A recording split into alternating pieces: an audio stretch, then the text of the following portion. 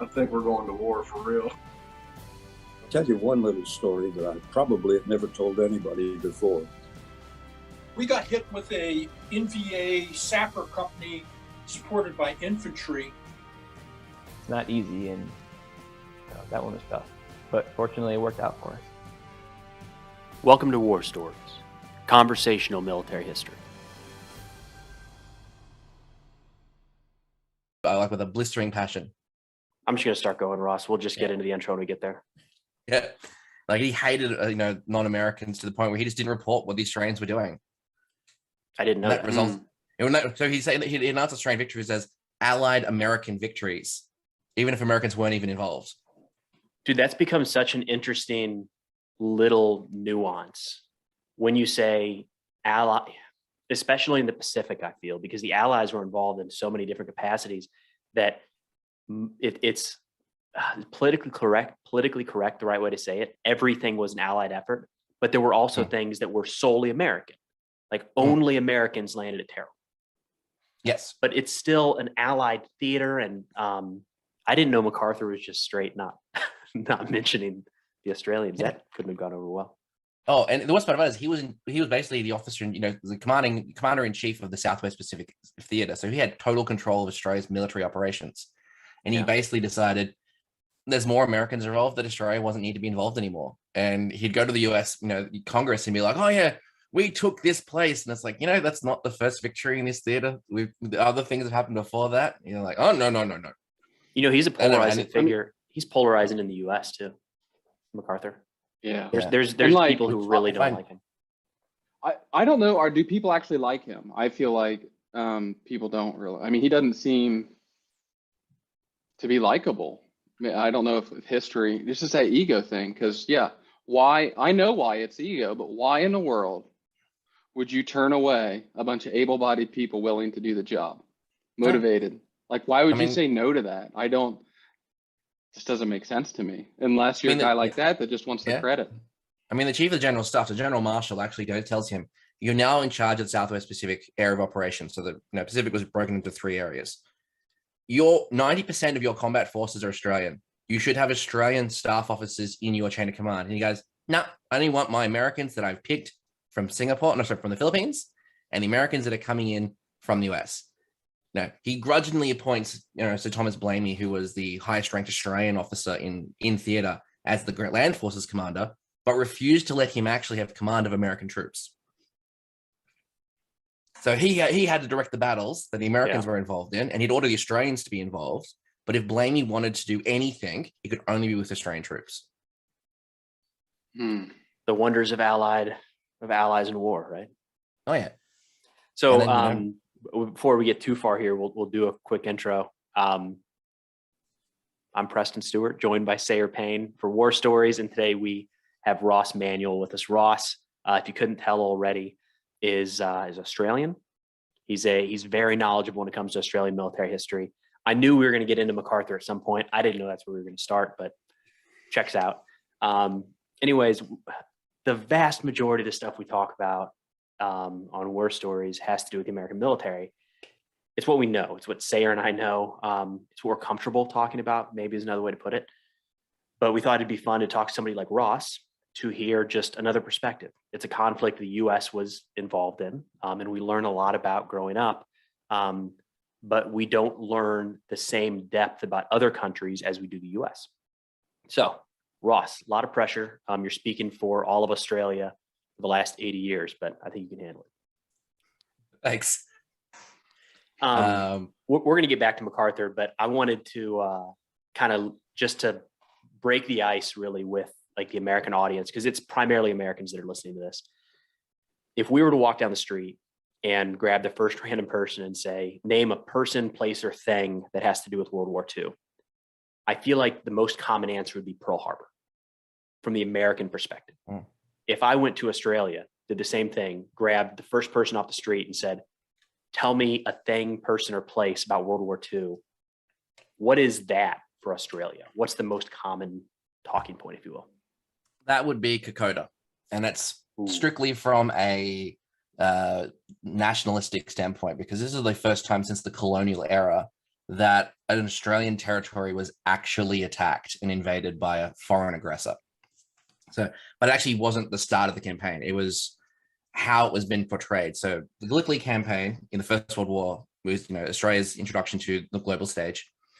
And Kokoda is in the same level of reverence. So the Kokoda campaign was in response to essentially the failure of the Battle of Coral Sea.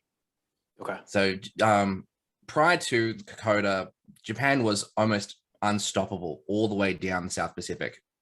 They crossed the Tamerlane border on the 8th of December and they just didn't stop until, March 1942. 41. Yeah, 42. What year are we talking about here? So, Kokoda was in 42, end of 42, start of 43. So, okay. Australia had already been at war since 1939, and 3/4 of our combat forces were in Europe. So the troops we had in theater were not great. Well, which meant that a point that I should make for our audience is you guys were at war since 1939, but not with Japan. No. Yeah, so with Germany. So dealing with issues in Europe, but there's this aggressor on the doorstep that you're going to have to take on pretty soon. And yeah, let me interject here. So it really is, it's World War I 2.0 at this point, right? Obviously, mainland Europe, you're one of the old school Europeans, I guess, associated with them. And so you're sending troops to the mainland, just like Canadians did, just like we did in World War I. But the Americans didn't send troops, obviously, with 39 and all these declarations of war. You're saying Australia did, you signed the line and engaged it with your own troops. Actually, well, to a degree, yes, but we never signed a line. So as a British Dominion, we didn't actually have a say in international politics. Though there was the Statute of Westminster, which would have given the Dominions autonomy in the war, but we never ratified it. So when Britain declared war on Father's Day, 6th of September, 39, after Germany's invasion of Ukraine, Poland, politics. Got current events on the mind. Invasion of Poland, Australia was automatically at war. But because of interesting, and because of the Great Depression and the effect of the First World War had on Australia, it took about till middle end of 1940 to actually be able to send troops overseas. And by that point, Dunkirk had happened. So our troops were sent to North Africa to defend the Suez Canal, which was essentially what we did in the First World War. So our troops were actually occupied the same training camps that their fathers did 20 years before. It was very nice synergy. But the problem with that, though, is so 3/4 of our professional combat strength was in North Africa. Air Force was in Europe fighting the Battle of Britain.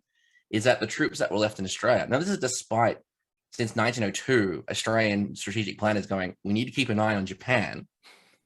Only one division of professional soldiers, and I use professional very loosely because Australia only had 2,000 professional soldiers at the start of the war. One division was in Malaya because Britain had basically taken all of their professional soldiers back to the home islands to defend them from German aggression. Mm-hmm. It also meant that all the war material that was destined for the Dominions was also gobbled up by the British Empire, the British Army. So when the 8th Division landed in Malaya, they were still training using First World War era equipment. And the only reason why they had any equipment that was modern was because the British garrison left it there. Really? And they would hold and then they were training, but they didn't have enough artillery because the artillery planners couldn't justify the guns being used in the jungle. And like Malaya is like the 29th largest coastline. So you got mountains on one side and jungle and the ocean on the other. So they would go, okay, we'll fight in the plains. We'll only fight in the plains, which is great, except for the fact that Japan had been, for the better part of the last 20 years, been perfecting all other forms of combat. They weren't afraid of the jungle, whereas the Dominion troops were. So if they encountered any resistance, they just bypass them. They'd either get in their transports and flank from behind, or go through the jungle and flank from behind, cut off the rear echelon, cause a rout with such degree is that there was no operational security.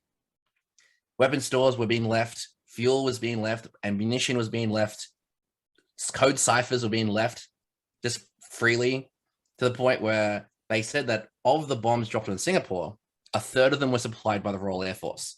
Ooh. Because the Japanese would come across an air, and it basically, we're seeing it again now on the Eastern Front during the Second World War and again in Ukraine, is they're relying on their supply line, but it's being augmented by the stores being left by the retreating forces, or they're being impeded by the retreating forces destroying the stores. And in 41, they weren't taking any stores, to the point where the Japanese forces approached a British airfield and found porridge in pots in the mess hall, ready to go. Like, it was still steaming. Like, they knew the Japanese were coming, and they're like, oh, we'll just all have breakfast.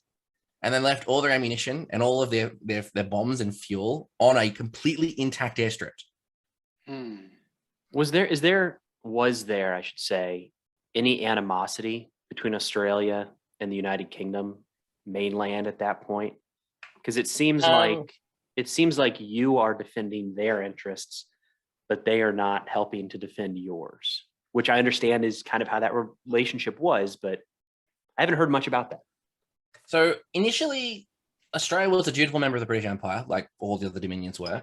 But that's because the war was being fought in Europe. And Australia's defense strategy at the time was, we fight the war as far away from Australia as possible, because we are the world's, the largest island, continuous, one of the largest continuous coastlines. At the time, we had the population of New York City. So we only had 7 million people defending the country the size of the geographical continental United States. Yeah. And they're like, yeah, if we don't have to fight the war here, we will fight it elsewhere. But since the 20s, Singapore itself was the bastion of our defensive strategy. So those who don't know, Singapore was a naval port on the southern tip of Malaya, which is now Malaysia. And the whole strategy intended upon is, because its strategic importance, with all the trade routes going through that area, is that any aggressor wanting to take the southern islands in the South Pacific, and what is now Indonesia and things like that, would have to go past Singapore, and they have to deal with Singapore first. So the intent was, we hold Singapore until the Royal Navy comes in, guns blazing, and relieve the forts, and deal with the threat.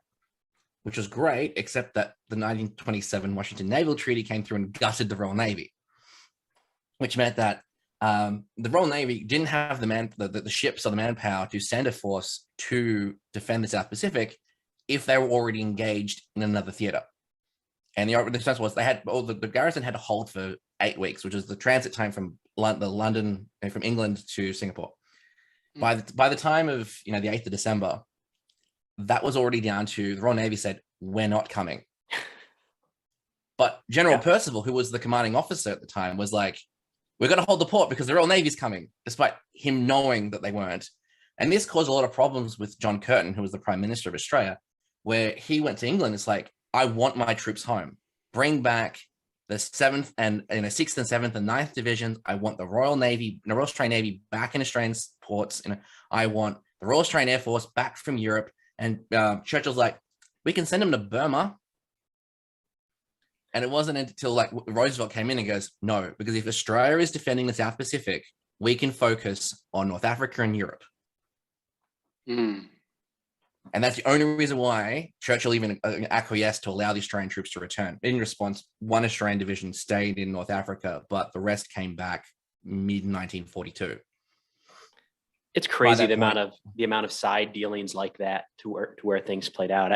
I was wondering where we were going to get to Australia actually being able to bring their troops home, and I didn't know that. But what a cool little piece of FDR giving Churchill what he wants. Fine, we'll focus on Europe first, but these boys got to go home. Yes, it fits perfectly into that Europe first strategy, doesn't it? Well, but how does that? I got to ask how that feels as an Australian when, you have a prime minister that says these are all the sons and husbands of Australians, and some guy from England won't let you get them back to defend your own area. And you have to wait for permission from an American president. How does that feel as an Australian? Or was it, patriotism and the war for God and country? What was the sentiment like back then? Obviously we weren't around back then, but it just sounds odd to me, at least in where we are today with how things go. So in the First World War, everyone was for God, country, defense of the realm. We're only 2 generations removed from England.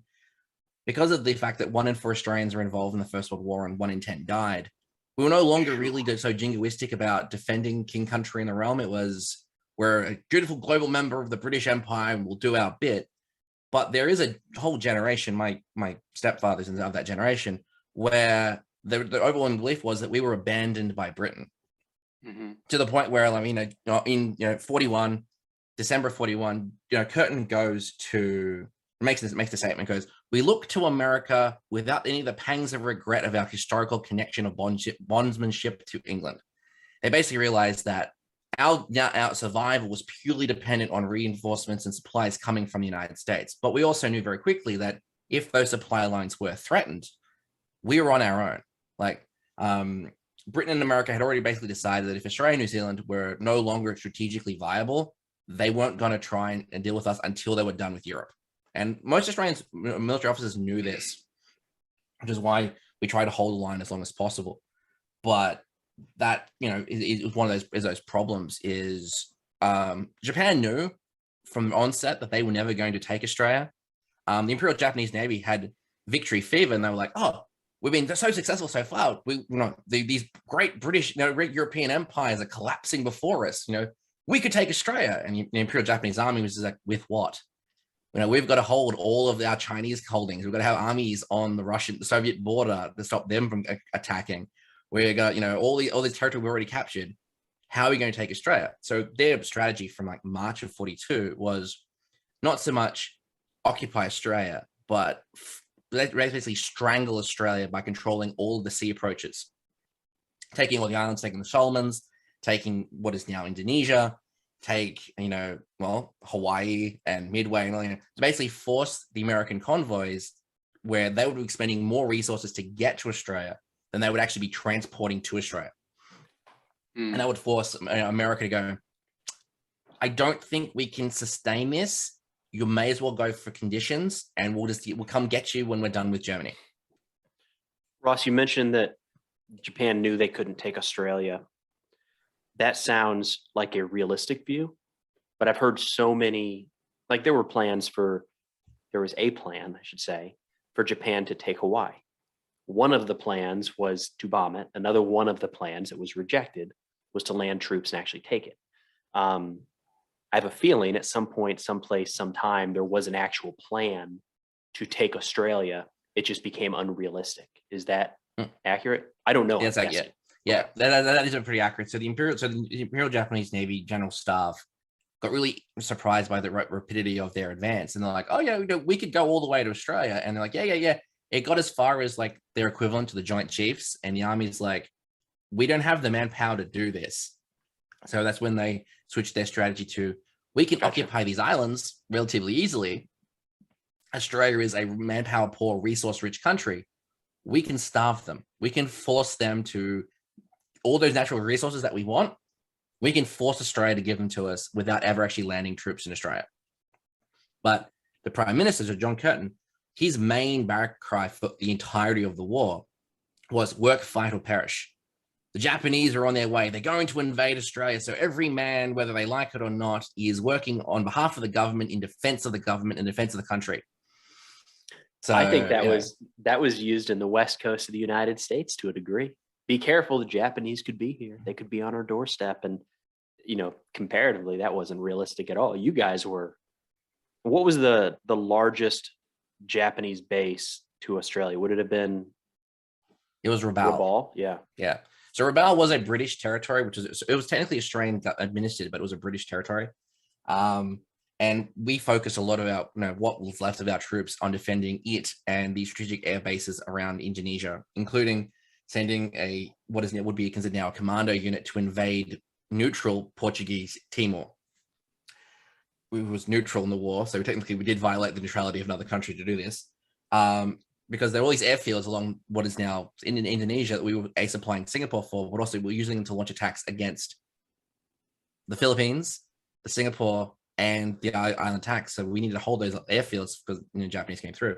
But Rabaul was our biggest area, so we committed something like 6,000 troops to defending Rabaul. So troops also Royal Australian Air Force squadrons, things like that. So that's barely 500 miles off your coast.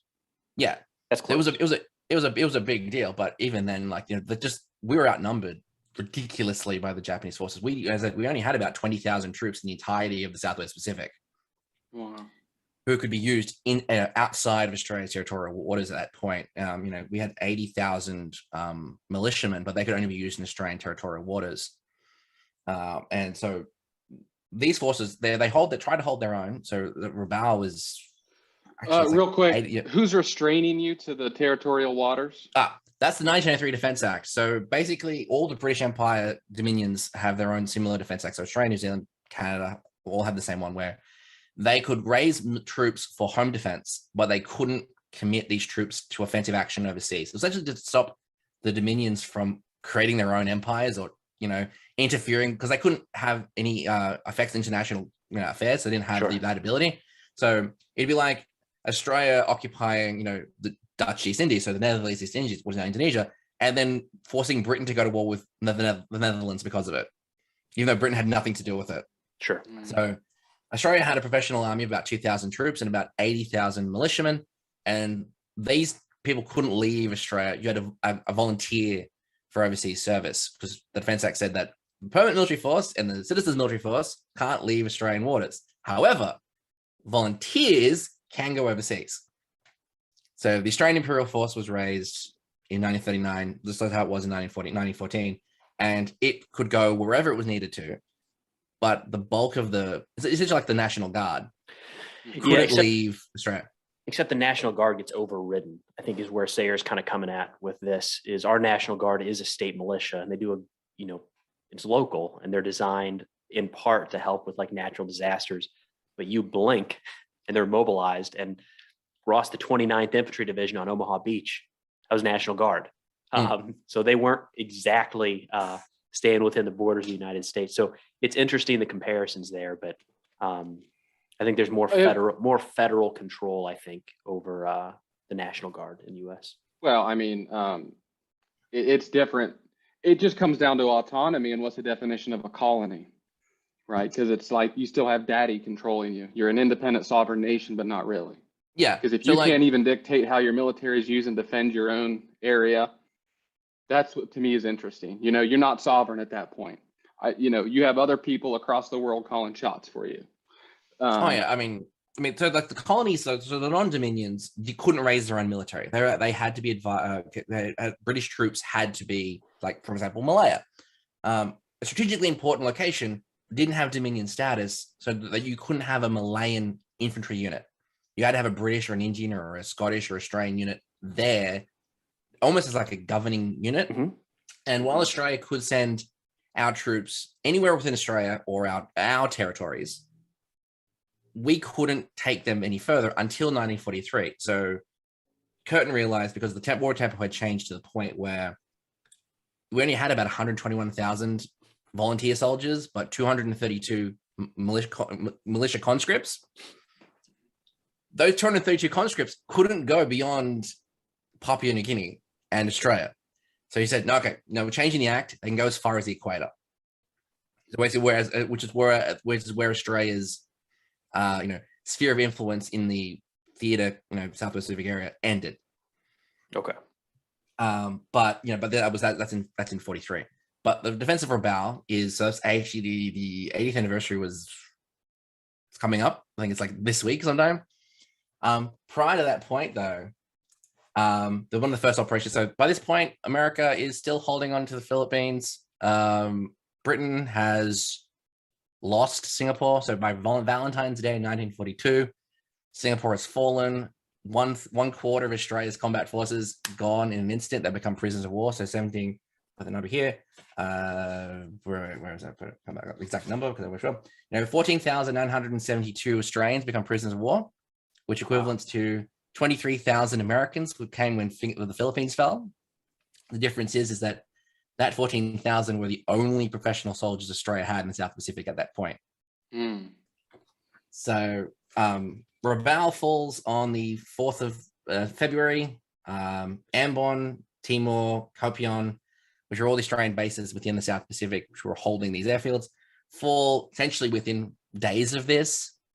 But during the fall of Rabaul, there's the Battle of Java Sea, which is actually an interesting point, because I wanted to touch on, because this is where, you might not know the story, HMAS Perth and the USS Houston actually went down with all hands, fighting a protracted battle against a Japanese invasion force. So this is actually the first coalition naval force. So this was what was called ABCA. So the Anglo-American Dutch Australian Commonwealth Force or something like that. It's easy to remember. It's some weird, like thing. And it was all of the empires in the area realizing they didn't have any localized support from their home countries. We're all relying on each other right now, so we'll do what we can. Whoever was the highest ranked officer was the one who was in charge. But basically what happened is Perth and Houston were the only survivors of essentially an 8-ship flotilla of British, Dutch, Australian, and American warships that were basically holding the line from the Japanese advance. They'd go out, they would attack, they'd come back, refuel, go back out. On the 28th of February, so yesterday, my time,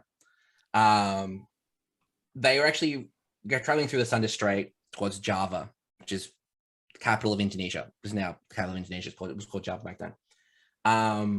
Basically what happened is that they were put into a port to refuel, rearm, and they were informed that there was a Japanese force coming at them. And they're like, we can't be caught in port. We've got to head out. So these ships were not fully fueled. They only had like a dozen rounds of ammunition between them. Very few training rounds, very few training rounds and things of that nature. And they were like, well, we have to slow this advance. So at 7 p.m., now American and Australian naval forces not trained in night fighting. We just weren't. It wasn't as important as the Japanese were. Essentially, what happened was, the Japanese destroyers and cruisers were spotted off the horizon, and the Houston and Perth steamed in to engage them, and both were sunk with almost all hands. They did basically. It was a Pyrrhic. It actually wasn't a Pyrrhic. It was very much a sacrificial attack to slow the advance, because it was enough to to force the Japanese to withdraw. 6 of their warships had been damaged, mostly by their own torpedoes, but it was enough to slow the advance. Wait, what? Did you say they mostly were damaged by their own torpedoes? The downside of fighting at night when you're only relying on star shells and spotlights is the way that the Japanese warships, because they outnumbered the Perth and Houston, is they were moving around each other to try and gain dominance, and they would launch their torpedoes, and then you lose track of the torpedo, and one of your own ships would ride into it. That is the downside. Downside, yeah. So unfortunately, is both ships were scuttled by torpedoes. Both captains went down with their ships. Of Australia, the Perth's company, 686 were killed, which only left about 147 who survived as prisoners of war, which 80 actually survived the war. I think Houston lost 165 of the Houston's crew survived. That the captain of the Houston was actually awarded the Medal of Honor for this act. Oh, wow. And it's the start of the relationship with America. So Australia and America start looking at each other at this point. It's like, okay, we're now in this together. MacArthur realizes that our support isn't coming from Pearl Harbor like we thought it was, and because of that, they go to General Percival in Singapore and be like, "Hey, so you're in the same boat we are. Can we help each other out?" So once that happens, though, these forces, all the Australians who were in these islands in what is now Indonesia, almost all of them are murdered in mass executions. So the Australians hold the line so much where it frustrates them. So unlike taking them as prisoners of war, they're actually executed in mass. This is one of the war crimes problems where, tribunals that comes out is because they literally go through and, something like 3,000 Australians in this whole area, of which 2,500 of them are approximately, are bayoneted or shot. Was that upon capture by anybody? Like that was a standing order, just kill them as you go through, or is it more thought about and intentional, as in, hey, we're gonna, once they've seized the land, you get your POWs and you line them up and then sort of shoot them? It would seem more, judging by what the sources and the accounts have been, is that individuals who were wounded were just bayoneted on site. But once these forces surrendered in groups, they were, herded together, tied to poles, tied to trees, and then just, stabbed or shot. There was no real organization to it. A lot of people have you heard about? Well, it does. That actually makes me now think of a point I am aware of, and I don't know if this happened in this particular instance, but I do know that this was a Japanese procedure that they would do with the bayoneting. I know that, and because they did this to Americans in the Pacific, where what they would do with this pole and the bayonet that you're talking about, and I don't know if you're aware of this or not, but they would take a prisoner of war, they blindfold them, they put them up against, tie them to a pole, and they put a red target over the heart and vitals, and it's to not stab there. And what they do is they take kind of their squeamish ones, the conscripted. Not everybody's bloodthirsty. Not everybody wants to be there, but they're there regardless. And you got to make them a killer. And so they would take some of these kids. They're all kids, right? Young conscripts. They all are on all sides. And the squeamish ones, and they would make them go first. So your sadistic guy, you don't care. He's fine. We know that he's going to chop heads off and ruthless. But they would essentially, the vital area is don't stab there. And so stick them, and so they scream. And, they want the live prisoner as long as they can, because they're running them through all, because then number 2 goes, and then number 3 goes, number 4 goes. Just essentially bayoneting a live person who can't do anything about it. And that did happen. In fact, the only survivors that we have from these massacres who were able to report about it at the end of the war were the ones who played dead after being stabbed in the side or in the upper chest, who missed the vital areas. And there's the most poignant one of these is the Toll Plantation massacre, where the 2nd 12th General Hospital, the 2nd 10th General Hospital, they were holding, they were doing what doctors would do under the Geneva Convention, where we're staying behind, look after the wounded. And what happened is that the Japanese, who weren't signatories to the Geneva Convention, the Red Cross armband meant nothing to them. They rounded up the entirety of the 2nd 10th, all the orderlies and things like that. The doctors they kept because they knew the importance of doctors, but the orderlies, they will basically took them to the Toll Plantation, trussed them up, tied them up to poles, or made them sit on their knees, blindfolded, and they would be bayoneted, or they'd be machine gunned or whatever. And there's 40 of the orderlies, 4 would survive the war, and they were just ones who either weren't present for the massacre, and one of them actually was a survivor who played dead. That kind of thing happened all the time. But despite all this, the horrific tragedy, not all the Australians not all the ones who were there surrendered. In fact, the second independent company, which is essentially what we call commandos now, led a guerrilla war in what is now Timor-Leste until 1943.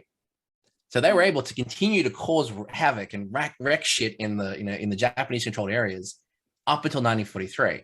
And what the same thing happened was Australia deployed a lot of coast watchers, plantation owners, dock workers, native fishermen, to basically watch the coast and keep track of Japanese troop movements. Because while radar was a thing, because of the way the islands exist and all the vast expanses of nothing, you'd have to put your radar units in Japanese controlled territory.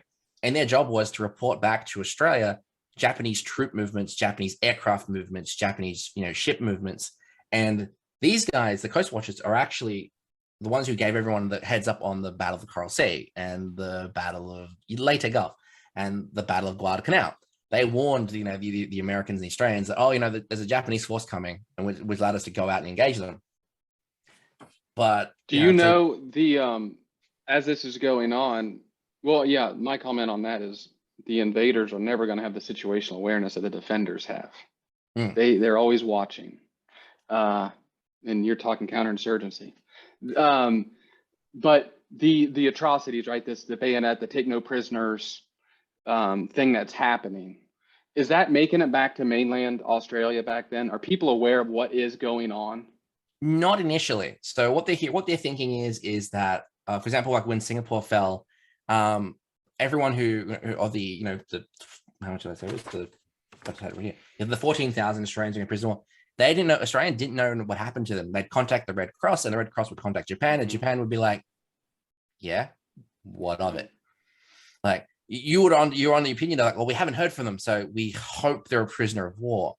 You know, sadly, Australia's largest naval disaster during the war was the sinking of the Montevideo Maru, which is a Japanese transport ship, which was taking essentially survivors from these islands back to mainland Japan to work in the mines. And sadly, the Montevideo Maru was sunk by the USS Sturgeon because Japan wasn't labeling their prisoner of war transports as Red Cross, you know, like what the Allies were doing. You know, all the German and Italian and Japanese prisoners were taken back on ships with massive Red Cross signs like, hey, don't sink this, non-combatants. Japan were putting their prisoners of war in essentially cargo ships and sending them up along the coast and doing nothing to, you know, anything.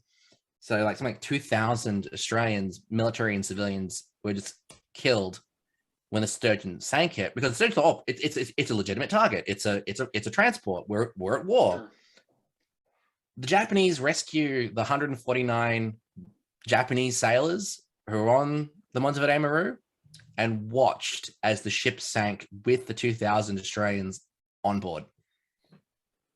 The report saying that apparently the Australians were singing Auld Lang Syne and things like that as the ship was going down to keep each other calm, but those who managed to get out of the ship were left there, which tells you exactly what the extent of the Australians' experience was. But that being said, there were the occasional Australian who managed to get out. So all these units that were overrun, some got back to Australia. They reported back. The most controversial one of this was General Bennett, who was the commanding officer of the 8th Division. He managed to escape the fall of Singapore, despite the fact that General Percival said that we will defend the Singapore to the last man and the last bullet. Granted, he did say that, then surrendered 4 days later. But General Bennett realized he needed to let the Australian government military know what it was like to fight the Japanese. But because he abandoned his post, there was a board of inquiry. They grilled him on it. He never held it. He was retroactively promoted and then never held another post in the war. Very much like how General King, like Admiral King, and the Pearl Harbor defenders were like promoted and then moved away slightly. They needed someone to blame, but Bennett was not the one to blame. So there were the occasional rumblings. They never got to the public. The military had their the British Australian officials knew about the atrocities the Japanese were happening because, like, the fall of Hong Kong, the fall of Malaya, the fall of Singapore, the Banker Island massacre, they weren't knowing about the specifics, but they were hearing these, like, they also were seeing what's happening in China with the the rape of Nanking and and Manchuria. They're like, they're doing this to their own, again using terminology of the time, they're doing it to their own Asian cousins. What are they going to do to the white man? And that was, this prevailing opinion of, well, they're going to do, because Japan wanted what was called the Japanese co-prosperity sphere. Oh, sorry, Japanese economic co-prosperity sphere. It was their cute name for empire building. And they were brutal to anyone who collaborated with their colonial overlords. They were brutal to the European landowners, things like that. We heard about that. But when Java fell, the 12th of March, 42, that was when things went weird.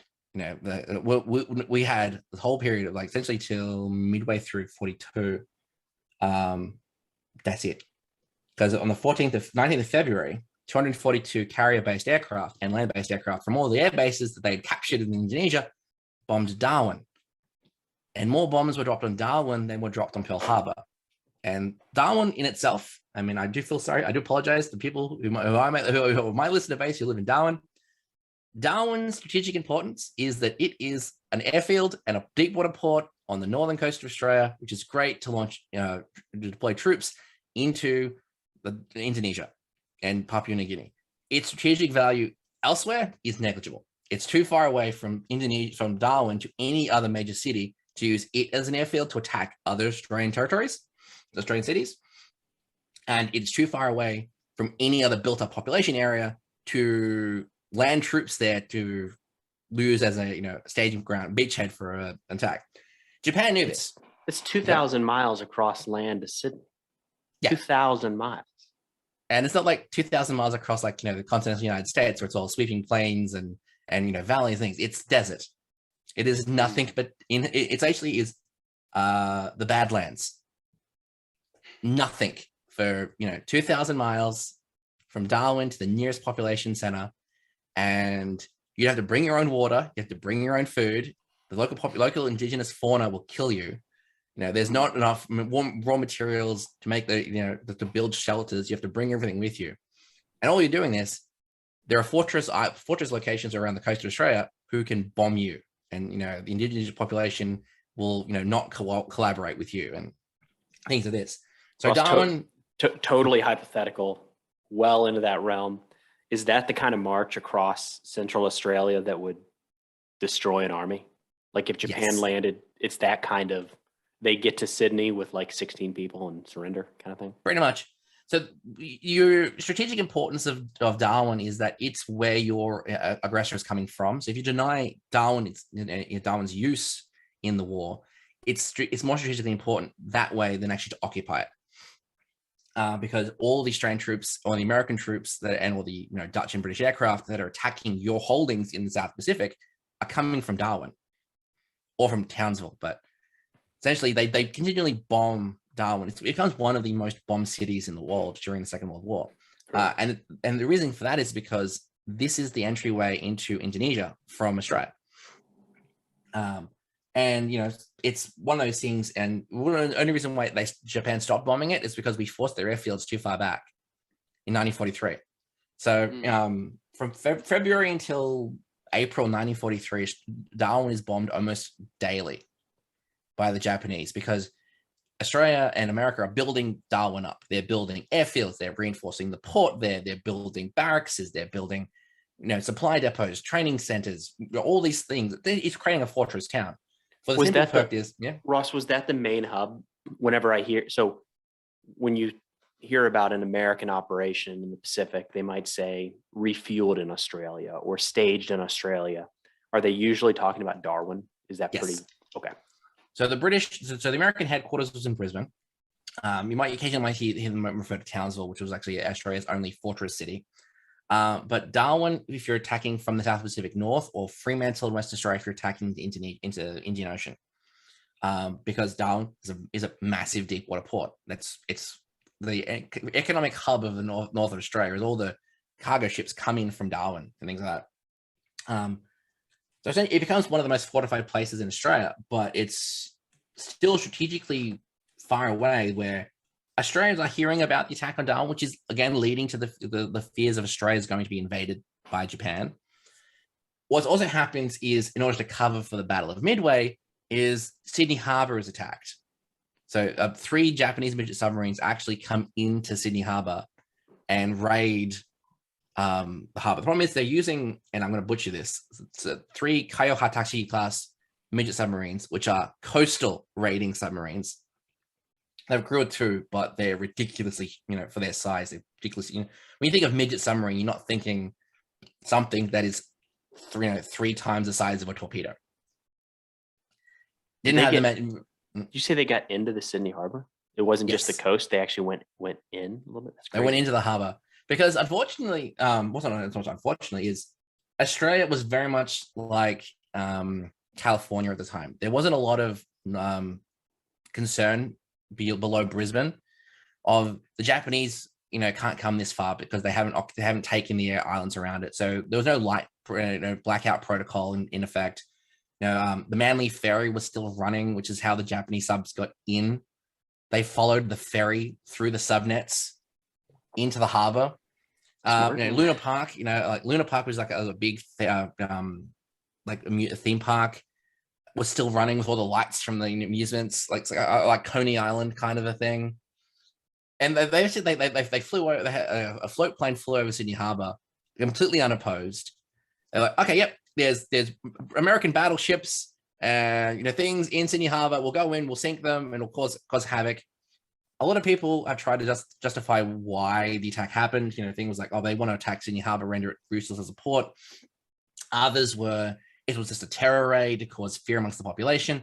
In reality, it was just to distract from the Midway attack to make American planners think that an attack was coming in the South Pacific, like maybe New Caledonia or New Zealand, or a seaborne landing of a part of Australia. In reality, it was just to justify the existence of the midget submarine. It had an abysmal service history. One of them was present during the raid on the attack on Pearl Harbor. That was the sub that was sunk. Yeah, within hours of the of the attack. That was a midget submarine. There was one at Rabaul. There was one at Diego Montoya, I think it was. They were useless, but no one had ever actually encountered one. So that raid on Sydney Harbor, while devastating and was great for war motivation by Curtin, it's like, see, Sydney Harbor, we've been attacked. See, remind you, we're at war. The only casualties were 22 Australian sailors who were billeted on a ferry, including survivors from the sinking of the HMS Prince of Wales and Repulse which was sunk at Singapore, and all 3 Japanese sailors who were involved in the raid. There was no nothing of strategic value was lost. The battleships that they saw was a freighter and the USS Chicago, and they fired the torpedoes and they hit the seawall. They exploded under the ferry, and that was it. And it didn't prove anything, but it did great for motivating the Australians to fight in the war again. Do you think it had a little bit of, so the morale building, maybe no strategic importance on the American side is the Doolittle raid, right after Pearl Harbor? They figure out how to get bombers off carriers, and they hit Tokyo. Nothing material damaged, but we got to say, the United States got to say, we hit Japan. We bombed mainland Japan. Do you think that was in Japan's mind, maybe a little bit of that, to be able to say, hey, even Sydney's in reach? It might have been, but from what I've been able to determine, it was more just the Imperial Japanese Navy, like, this sub we built we got to use it. We got to use it. It's horrible. If we can force, American naval units to stay in the South Pacific, like we've got the Lexington and things like that. Japan is concerned by how many submarine aircraft carriers America has. If we can keep an American aircraft carrier in the South Pacific, it denies them being used in the attack on Midway. That's more what they see it as, less than an actual important thing. I got the downside of that is, so basically, by this point, Douglas, Midway, so Philippines have fallen. They fell in December of 42. Douglas MacArthur makes his way out of, he's smuggled out on PT boat, and then on B-17, he lands in Darwin, takes the train immediately to Melbourne, does a press conference where he declares, I will return, and immediately is appointed the Commander-in-Chief of the Southwest Pacific Area of Operations and essentially the direct commander of the Australian military forces, and then refuses to appoint any Australians to any of his high command positions, despite having 2/3 of his combat forces being Australian.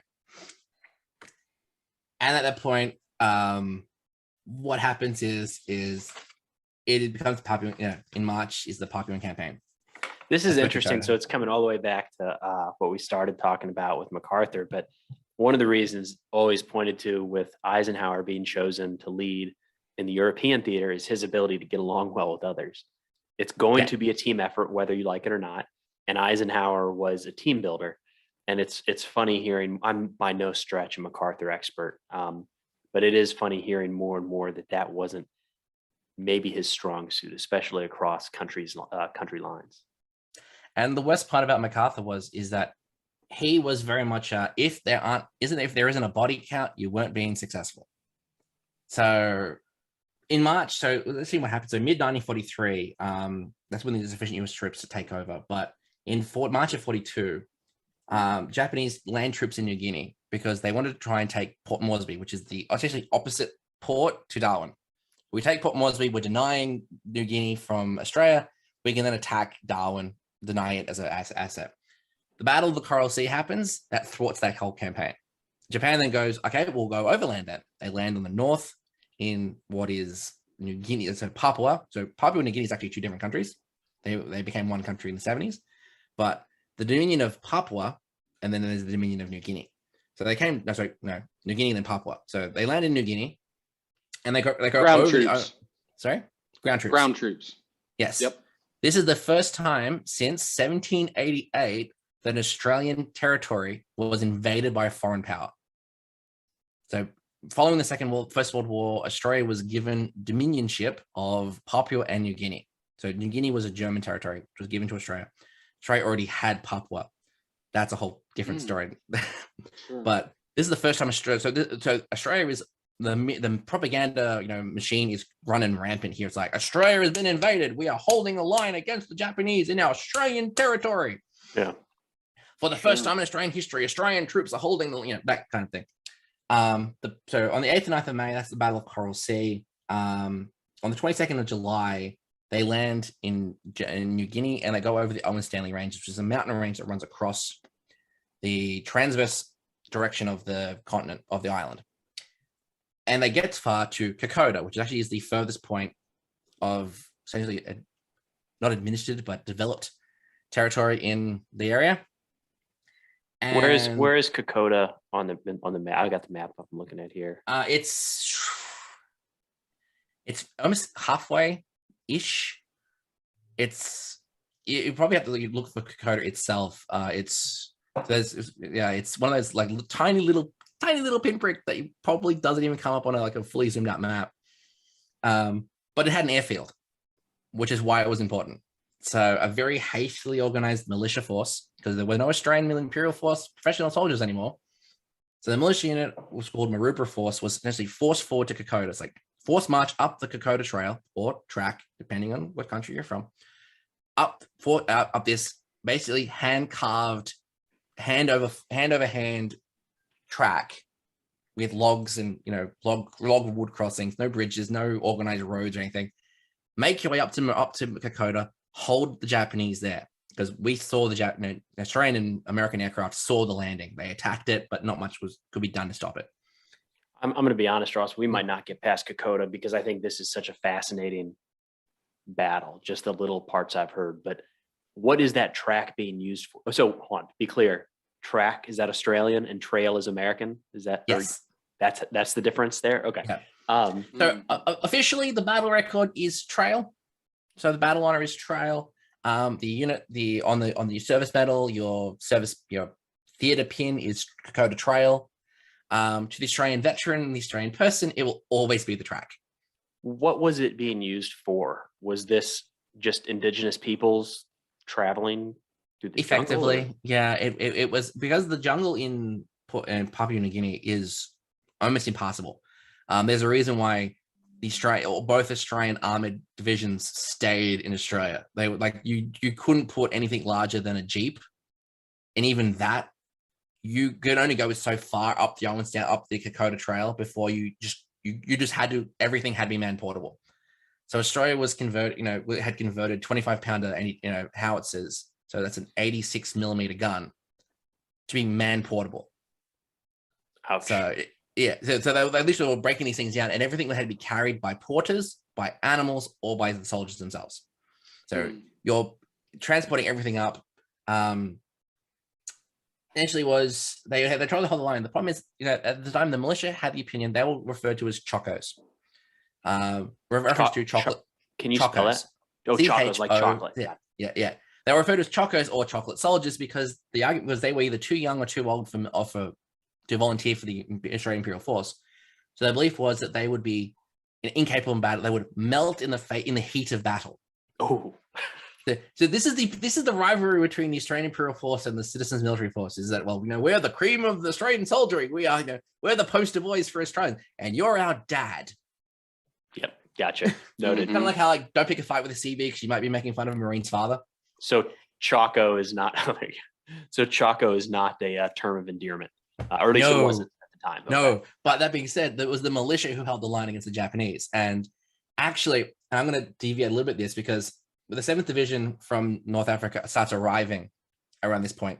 They resupply in Australia, change their dark brown uniforms to green uniforms, and go from Darwin to Port Moresby. But there's another battle that happens at the same point, which actually is the first actual defeat of Japan on land. And that's the Battle of Milne Bay. The one that I actually think people should be more aware of than the actual than Kokoda, but because of Kokoda being, the Herculean effort of holding the line from the Japanese, the Battle of Milne Bay was to take airfields to the southeast of Port Moresby, which were being used to support the Kokoda landings, Kokoda operation. And the Battle of Milne Bay is the first time where the Japanese were actually driven into the sea. I know some Marines repulsed the attack on Guam back in December of 41, but this was the first time when an actual full Japanese invasion force had to, with their tail between their legs, scamper back aboard the destroyers to get back to leave. They it was something like 2,500. It was some, we outnumbered the Japanese, but these were all militiamen. They were like, these were the poorly trained, poorly equipped, grandfathers and 16-year-old boys, basically held the line on these airfields and destroyed this Japanese invasion force. They destroyed the transports, they destroyed the barges. They forced, they basically forced them back. And there's these famous lines outside the airfield number 3, which says, "This is the furthest of the Jap advance, and here lies 8,500 dead Jap Marines." So it wasn't like the Japanese army; these were elite Japanese Marines. But again, I know we're talking militias and elite Japanese forces, and they're tough and violent and undefeated at this point. But I still think the lesson is never discount the defenders of their land against an invader. I mean, we're seeing it. It seems like the stuff going on in Ukraine, a lot of it's militia based. It's not, and it'll continue that as the convention.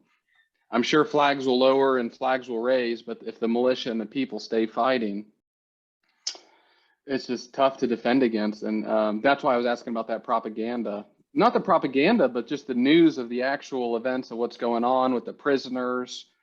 And like you said, hey, the attack on Sydney, that's all going to fuel the motivation and that fighting spirit.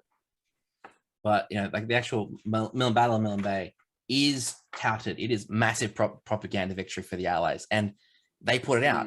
It's like, we've captured Milne Bay. So all throughout the British Empire, the British territory, Australia. So we've defeated the Japanese. We've pushed them out of Milne Bay. And MacArthur's gone back to America and gone, there was an Allied American attack that we repulsed the Japanese. Completely downplayed the Australian involvement. And that was coupled by what happened on Kokoda is what the Australians were doing. They had some experience from General Bennett. He did pass on some knowledge about how the Japanese would flank and bypass. Is that on Kokoda, if the Australian units were afraid that were close to being flanked, they would withdraw. They wouldn't hold and be overrun. They would say, "Oh no, the Japanese attack is withering. They're appearing to. We can see them flanking. Okay, we'll pull back." And then they would pull back to a more defensive location. And then the Japanese would come through and they would do it again. What MacArthur was seeing is Australians were giving up ground, but not blooding for it. And he meant that Australians were lacking resolve and they're not even defending their own territory. So why? It was like, because we only have so many troops. We don't want to lose them. Yeah. And so he orders, and not unlike the very same thing we as Americans did fighting for independence against the Redcoats. Yeah. Where, they've got the structure and the rules and the rank and file. And again, when you're the defender, you pick and choose the battles. Well, not always, but that's just it's disheartening to hear that they didn't get the credit. And the worst part about it is MacArthur orders General Blamey. So he doesn't even want to get directly involved in this. So he orders the Australian Land Forces commander to go strip the brigade commanders of their positions, appoint new troops. I want to see blood. I want to see casualty reports. You're gonna, if you want to hold your line, I want to see this. So Blamey has, and this is one of the problems with General Blamey, is that he's now been smeared with this whole. He's gone to the Australian commanders and it basically gave under the orders from MacArthur to give a dressing down to the Australians, which is to the effect of, "You're all cowards. You aren't fighting. You don't deserve to be here. And he hates this. And he, memoirs, he hates this, but it's influenced opinion so poorly that the Australian soldiers hate Blamey. They blame him entirely for this. Mm-hmm. But the other advantage of withdrawing along the Yarwun Stanley Ranges is same thing happened in North Africa. the Japanese supply line now has to be ported by hand over from the Japanese supply line, the Japanese landing sites at Salmalau and Way, up the Almost Stanley Ranges to Kokoda, and then down the Kokoda Trail to within, they can see the lights of Port Moresby. But the problem is that Australian and American aircraft are attacking the landing sites. Like, we can't attack them, we can't push them off the island. They've fortified that. That's okay. American submarines are attacking the transport ships that are bringing in the supplies and reinforcements, and the Australian and American aircraft are bombing the track daily, very much the way like in Vietnam with the bombing of the Ho Chi Minh Trail. It's like we're starving you of resources to the point where Japan's like, we can't push any further. We've gone the furthest we can go.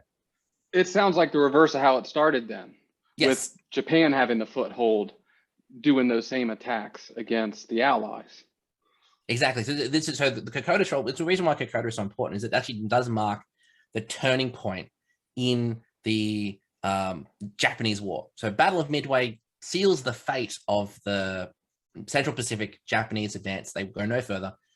Kokoda is the same for the South Pacific, and from this point on, Japan will be on the defensive. It will be pushed back even further, to the point where, so November of 42, it comes to an end. In March to November. So it's an 8-month conflict. Ironically, same length of time as the Gallipoli campaign, which is why why it draws great big parallels in Australia. Gallipoli was a giant defeat for Australia, which was, and technically, Kokoda was a fighting withdrawal that just turned it advantageous for us. Sure.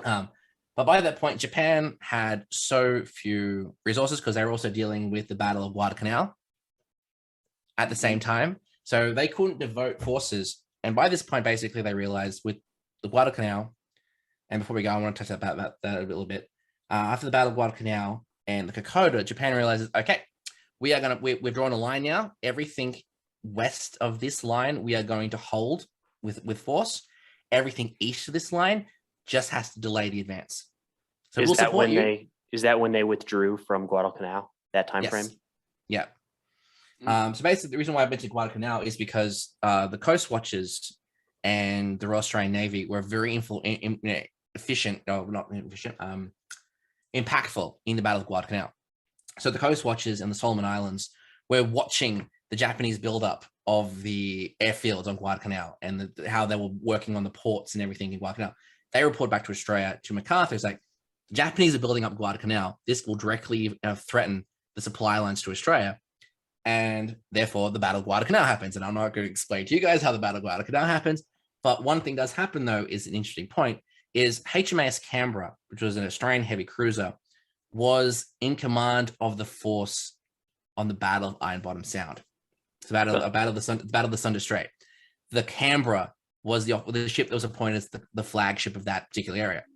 And sadly, the commander of the HMAS Canberra was vilified for, how did you let the Japanese force come through? And you remember, there were only 6 US cruisers and Sydney, in Canberra holding that position against, Japanese battleships and things like that. But it was impactful in the fact that it's actually the first time that an American warship is named after after a foreign power. So shortly after the sinking of HMAS Canberra, United States launched the USS Canberra. Oh, cool. And there's been a USS Canberra in the fleet ever since, because of, even though the commander of the Canberra was vilified, Canberra itself held on much. It was torpedoed several times. It took massive damage, but it was enough to have the Japanese reconsider pushing into the Sunda Strait, which is why I want to point that one out. But all these factors factor into pushing the Japanese back. They draw that line and they start withdrawing their main garrison forces beyond, leaving token states to hold the line and just harass.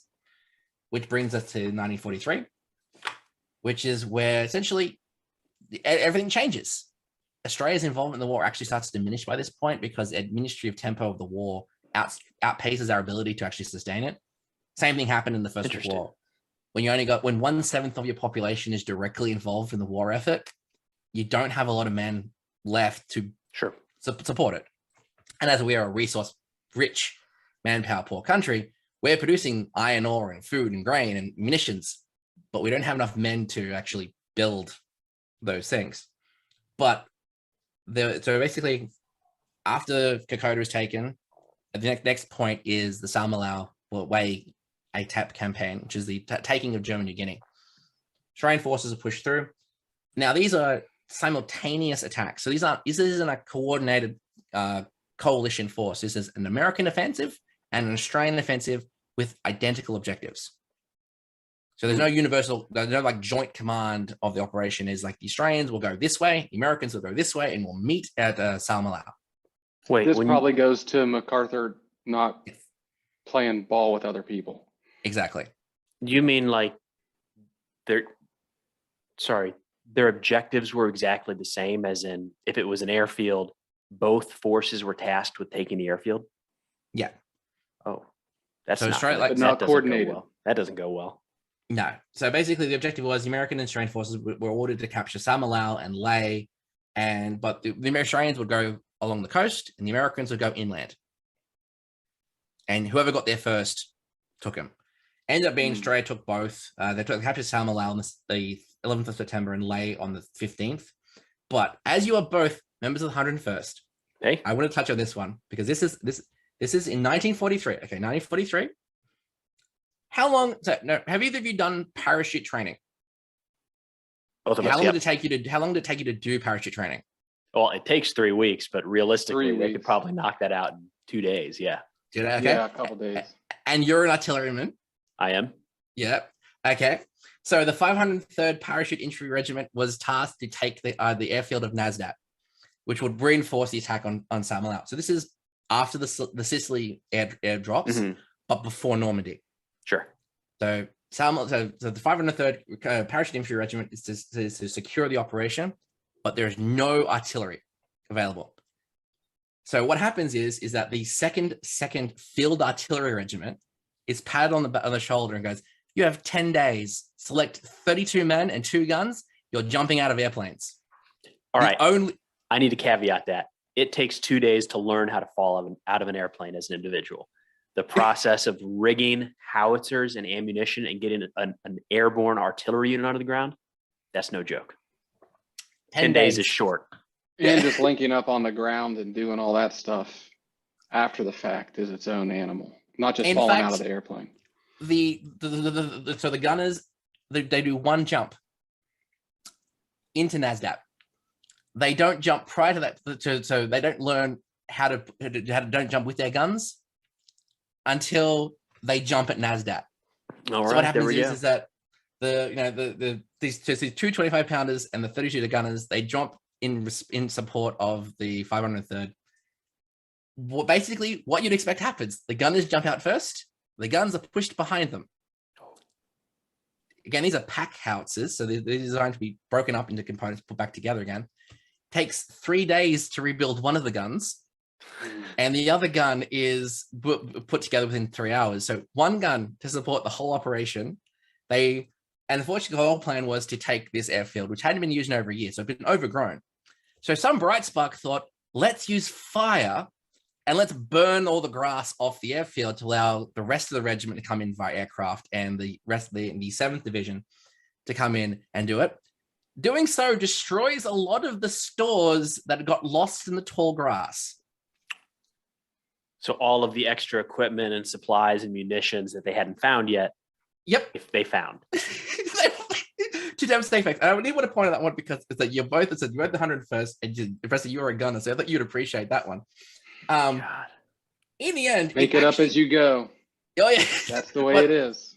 that did, however, lead to long-reaching implications for Normandy and for Market Garden, of the implication of dedicated airborne capable artillery units, and also not pushing your guns out after the gunners and things like that.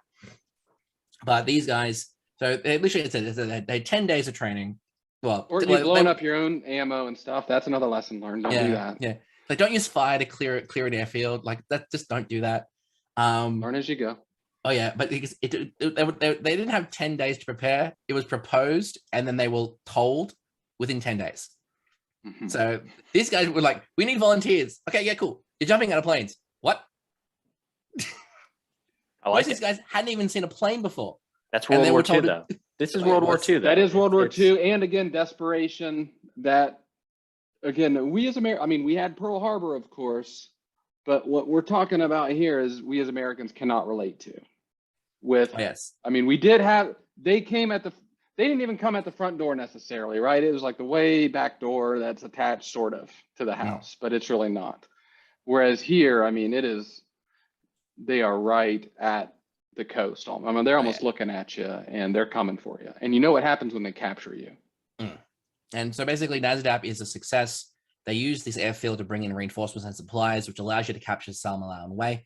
The problem is that at this point now is that in 43, at this point, the American troops are inexperienced and the Australian troops are exhausted. But MacArthur wants continual, he wants continual advances. He wants to see blood. He wants to see stacks of Japanese men on the wall. But by this point, as I said before, the advances hadn't outpaced Australia's ability to support it. So the Australian government, with the recommendation of MacArthur, decides that Australia's going to scale back its involvement in the war. It's, unlike the America and Britain, where we're just needing to raise as many divisions as we can, they capped the Australian military army at 6 divisions, which is the same amount that the US Marine Corps was during the war. As point of comparison, America had 61 army divisions in the Pacific, so Australia had 6. The Royal Australian Air Force was capped at 53 squadrons, though at this point we were the 4th largest air force in the world. Most of it was in England fighting the bomber offensive, but when you say at this point, does that mean because another one was the German Air Force above and got knocked down? Yes. So the Japanese, so it was the United States, Britain, things like Russia, like Germany, Australia, Germany, Japan. And then when the war ended, we were like the 4th, again, like we were like the 4th largest air force behind United States, Britain, and Russia. Interesting. And then it was like Australia. And which is impressive considering, again, population of 7 million, 4th largest air force. Right. And the Navy was basically strict to that you can't have any more warships aside from what you've already got. And the whole intent of this was basically to Australia would adopt more of a supporting stance in the war. We would resupply, we would build munitions, we would build transports, we would send that to continue the advance to a lesser degree. And then this suddenly some men would free up production for industries supporting the war effort, which is great, except for the fact that, again, MacArthur didn't want to use the Australians to begin with. So once the, 1943 Defence Act amendment allowed the militia to be sent wherever, the same with the Australian Imperial Force, the war had shifted to the east, to the northwestern Pacific campaign. So this is what is essentially now Indonesia, the Dutch East Indies, Morotai, Philippines. MacArthur has decided that the Royal Australian Air Force, the Royal Australian Navy will continue to support the United States' advance towards Philippines because he's freaking rage boner for recapturing that. And the Australian Army was going to do nothing. So basically, of all bar 2 of the Australian divisions were recalled to Australia to resupply and recruit. And while the Australian government offered No. 1 Corps to assist in the landings at Leyte Gulf and the landings of the Northwest Pacific, MacArthur goes, no, I'm good. There are now enough Americans in this theater where we can take the leading effort of the war, which has caused a lot of problems up to this point because the overriding opinion of Americans in Australia is that they were here to save Australia, and they single-handedly did, completely ignoring the whole fact that Australia had been fighting the war since 1939 and were the only advances in that, from 41 to 43 were done by Australian troops, with the exception of Guadalcanal. It meant that the Australians were inactive. They lacked the resolve that the Americans did. They were, granted, Australian discipline wasn't great. We tend to call their officers by their first names. We didn't salute people when we weren't in battle. But they considered the Americans to be all glitz and glamour, but no substance, and the classic oversexed, overpaid, and over here. Problem is, there are over a million Americans in Australia at this time, and they look at that, and they are known for caressing Australian women, which at the time was considered incredibly offensive in Australia due to the mentality at the time. So caressing is public acts of affection. Yeah, it doesn't sound good. Holding hands, Oh, okay. Yeah, holding hands and kissing on the cheek and things like that. You didn't do that in Australia at the time. Australia also had very strict alcohol. You could only drink. Bars would be open for an hour at a time. And Conservative society. I it didn't was know very that. it was a very conservative society at the time. I'm just curious about that. Is that a religion thing, or why is that? It Why just was came down that? to the culture. Australia was, it's a very, all our goods had to be imported. So a lot of our supplies, austerity was still very much a thing in Australia. During the Great Depression, Australia, because we exported grain and iron ore and things like that, which were all heavily tariffed during the Great Depression, Australia's economy was practically non-existent during, in the build up to the war. So a lot of Australians still had that mentality of, we don't waste things frivolously. We don't, the pubs are only open for 2 hours at a day on an afternoon, and everything's closed on Sunday because we all go to church. Where on reverse is the American, PXs sold beer all the time, and they had better rations, and they had chocolate, and they had nylons, and they had perfumes, and they had all this stuff. And while Australia was incredibly accommodating, like we had at the start of every movie, every theater, we played the American national anthem. We were putting in American sporting scores in the newspapers. We were selling hot dogs on the street and things like that. Like, we changed our culture so much to be accommodating to the Americans. And then the American soldiers were just like, yeah, the Australians suck. Like, Australian soldiers are pathetic. They don't know how to fight. And that caused a problem. Namely, the Battle of Brisbane, which was a 2-day riot between Australian and American soldiers, resulted in an Australian Gunner Webster being murdered by an American MP. Essentially, what happened was it all came down to a cultural shift. Like, Australian MPs weren't, or the Provo Corps weren't a thing you wanted to do, because Australians didn't like telling other Australians what to do. They didn't want to be the guy to be like, no, behave. That was antithesis to Australian culture at the time. Whereas the MPs were seen as thugs. The military police were seen as thugs. And shore patrol, it didn't matter what was written on your armband. If you were in American uniform, you were seen by most of the Australian military as a thug, because you had a billy club and you were armed. Whereas the Australian Australian provos, they weren't armed. They're usually big billy guys too. So what happened was that an American soldier, he left the PX. He was drunk. He started trying to accost an Australian woman. A bunch of Australian soldiers saw this and took issue with it, and they chased him off to the American PX in Brisbane. And as they were going through, a crowd started approaching. Ended up being like a couple of thousand Australians surrounded the PX, demanding they wanted him. It's like, this guy, he's molested one of our women. We want him. Yeah. We want him to face trial. And the MPs rock up with their billy clubs and their revolvers and their rifles and stuff. And they start a brawl. The PX is destroyed. They get completely destroyed. The Australian police, like the regular police and the Provo rock up, and they're like, no, we want him. No, bring him up. Bring him to us. We're not gonna stop the Australians from getting involved in this, because they want him, and just hand him over, and that's it. Sadly, one of the MPs has a Thompson, and an Australian gunner got to him and goes, no, don't point that at people. You're going to cause problems. So he grabs the barrel of the rifle, and he tries to push it out of the way. He's shot in the gut and killed. This is a big problem in the fact that the new media don't report that an Australian has been killed, but everyone in Brisbane knows an Australian has been killed. The reason why they do this is they don't want the Japanese to hear there's dissension amongst the Australian and Americans. So what happened was so this gunner he's murdered, and the Americans, they basically they withdraw back to their camps. The Australians come back again, and they're like, no, we still want the guy who molested our woman, our Sheila. We want him. We want him to face trial for what he's done. And now they also we want the MP who killed our gunner. We want him too. And basically what happens is that the Australian Provo Corps managed to gain control, and the local police gain control of the situation, and this kind of tapers out. But this ended up happening is, so Private Grant was the MP who killed Gunner Webster, and he was acquitted in terms of self-defense. And the only record of this in there was, it matches the chief censor, and I read it directly from the thing, is No cabling or broadcasting of details of tonight's Brisbane servicemen's riot. Background is for censors only. 1 Australian killed, 6 wounded. So this is the only record of it. It was never mentioned in the papers, but it had massive impact upon Australia's opinion, Australian and American relations during the war.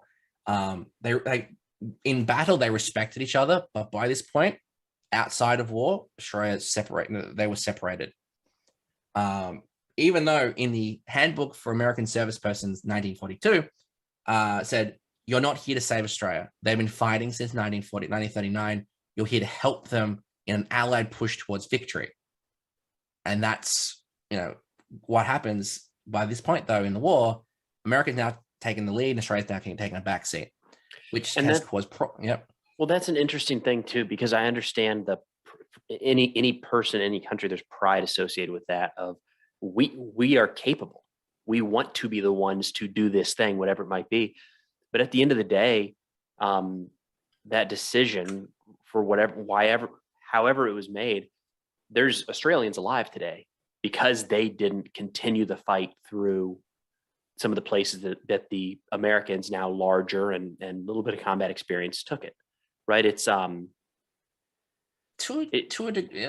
a degree, and what I mean is like the Australian government and Australian people are very politically offended that the Australians weren't no longer being in the forefront of the events. Yeah. So General Blamey says, okay, we'll deal with the Southeast Pacific. We'll go and we'll take these isolated pockets of Australians. Now, I mentioned on a TikTok video that you did about this, that, all the island hopping campaign, all those isolated Japanese forces, we're going to go and we're going to deal with them instead. And this also came out as during the attacks in the Northwest Pacific, the Australian Air Force mutinied against the American commanders because they weren't being given any objectives. So you're on flank support. Okay, but there's no aircraft here. You're on flank support. You're going to fly out, make sure there's no Japanese aircraft. It's like there's no where would they Japanese be aircraft. coming from? Yeah. Where are they coming from? So the maritime mutiny was the entirety of the Australian Air Force basically refused to fly any further. And these weren't like raw recruits. These were combat veterans from North Africa, including 6 of our aces said, nah, we're if not going to be used, send us home. But the problem is that Blamey's decision to use these mopping up tactics resulted in about 4,500 Australians who probably didn't need to die because the Japanese weren't going to be involved. Those islands were left for a reason. Yeah. But what did happen, and this is basically was Australia from 1944 through the end of 43 up until 1945. So Australia's involvement in the war was mopping up operations on these islands. While they are largely criticized now and highly controversial, what they did do is they liberated a lot of prisoner of war camps. And that's when the first inklings of what the horror, it's like the Americans, the Russians coming onto the concentration camps in Europe. They didn't have to go there, but when they went there, they saw and like that. So what the Australians, the same thing happened. Like they went to Rabaul. They liberated Rabaul. They went to Sandakan, which was the side of the worst death camp in the South Pacific. The only worst was Bataan. 1,700 Australians were prisoner of war at Sandakan. Only 3 survived. Oh, gee whiz. And that was totals of 32,000 prisoners were at Sandakan. So of which 1,700 were Australian. Only 3 total survived that. And they went and they talked about what happened, and that resulted in thousands of Japanese being tried for war crimes. But when you're an Australian soldier and you're like, okay, yeah, cool. The advance is going that way. Why are we going that way? They're very critical of the war at this point. So once Philippines is rescued, battle tempo shifts to the capture of Japan. Australia decided they want to raise a whole new Australian division, the 10th Division. It would serve as part of the Commonwealth Corps, which was raised exactly the same as an American Corps, and would be comprised exclusively of veteran Australian troops.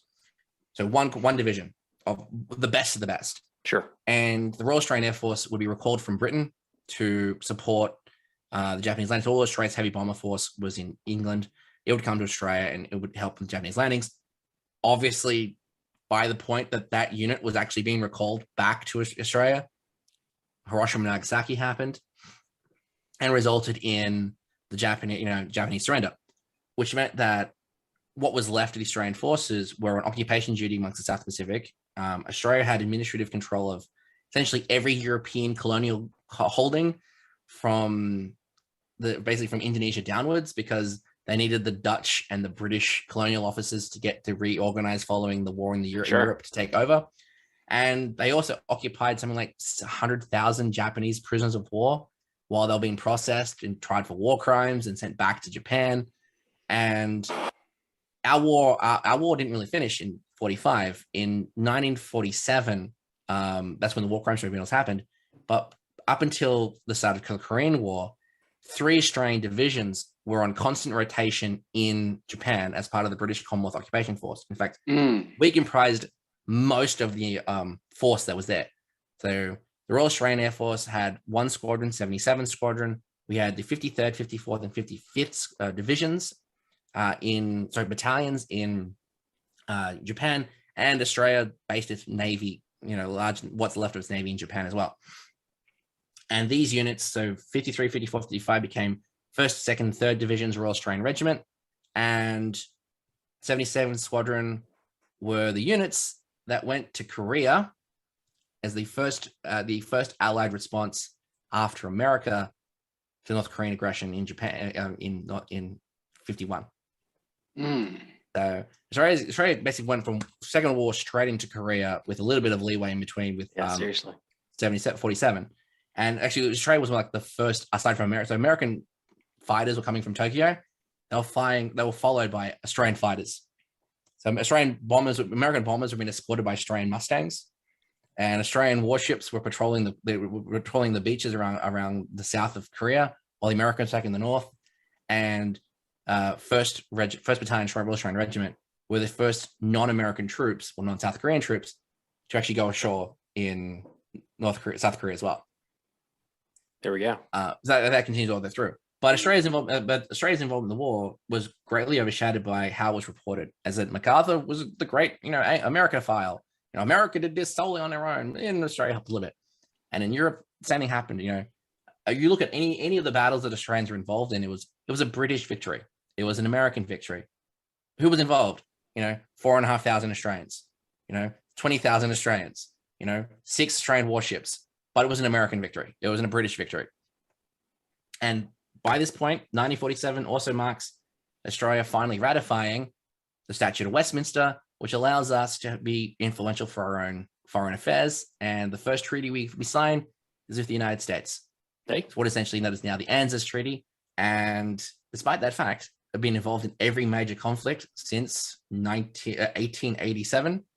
Australia has never declared war on anybody, despite having the capacity to do this, but it's not being involved in every war up until Afghanistan. So, it sounds like, I guess from my perspective, it sounds like we Americans, we brought you sex, drugs, and rock and roll. We modernized your force and finally cut the yoke off the king for you. That's what it sounds like. Because without us, you wouldn't have been able to do it. Is that how we wrap it up? We can wrap it up like that, yes. I knew nothing. What you're talking about, I knew nothing because of exactly what you're talking about. Of course, Australians are in the war. Just like I know Canadians were in the war, but can I tell you anything that they actually did with specificity? No, I couldn't. So no, it's real fascinating. And especially to me, what's fascinating is, I think, the plight of you're on the front line where they're coming for you, and they already have came for you. And I think that would just be a terrible thing. That's what Ukrainians are going through right now. Not at the door, not knocking, but they're busting the door down. And obviously, there's the allies that we've had in the past and everything, how Australians always been sort of a part of that, like you mentioned, but we just don't know. We don't know. And it was a lot to go over in an hour and a half, or however long we've talked. Oh, yeah. And I'm sure there's so much more we're missing, but to be able to really condense it down to that, kudos. Ross, that's the same thing happens, but if you asked it, I said, at the start of the episode, you asked, what would Australians recognize of the war?